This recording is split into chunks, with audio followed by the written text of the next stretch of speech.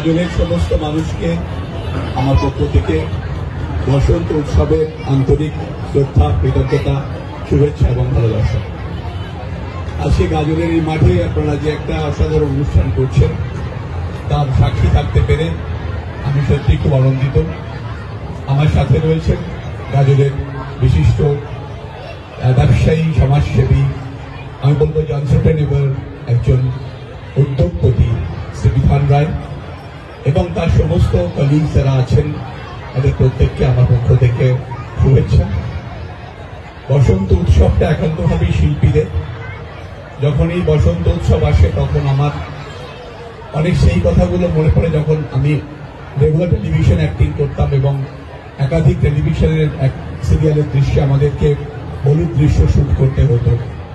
পরবর্তীকালে আমার নিজের তৈরি করা ছবি যেটা আড্ডা টাইমসে আছে, মেন উইল বি মেন, সেখানে আমি হরিশ্চন্দ্রপুরের যে রায়বাড়ি আছে ওদের পঞ্চম দোলের উপরে ছবিটা করেছিলাম।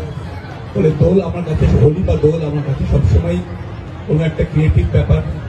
আমি সবসময় পছন্দ করি এই দিনটা শিল্পী এবং পারফরমেন্সে ডেডিকেট করতে। যারা আজকে শিল্পীরা উপস্থিত আছেন তাদের প্রত্যেককে আমার পক্ষ থেকে আরেকবার বিনম্র শ্রদ্ধা।